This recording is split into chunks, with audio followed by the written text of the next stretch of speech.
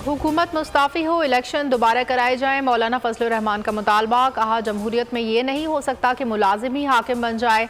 ये हुक्मरान बेइख्तियार हैं, कोई काम नहीं कर सकते, सिर्फ ओहदे इंजॉय कर रहे हैं।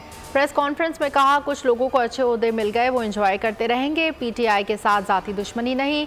दीगर जमातें भी धांधली के खिलाफ तहरीक का इरादा रखती हैं, जबकि हम धांधली के खिलाफ तहरीक शुरू कर चुके हैं।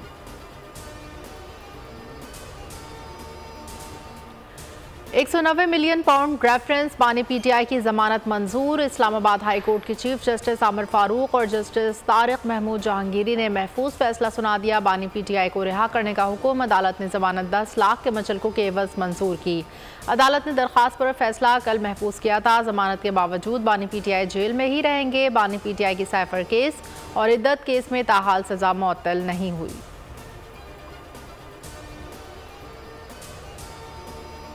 गवर्नर सिंध कामरान टिसोरी ने सुप्रीम जुडिशल काउंसिल का इजलास बुलाने का मुतालबा कर दिया। कहा, अदलिया को फैसलों पर नजरसानी करनी चाहिए।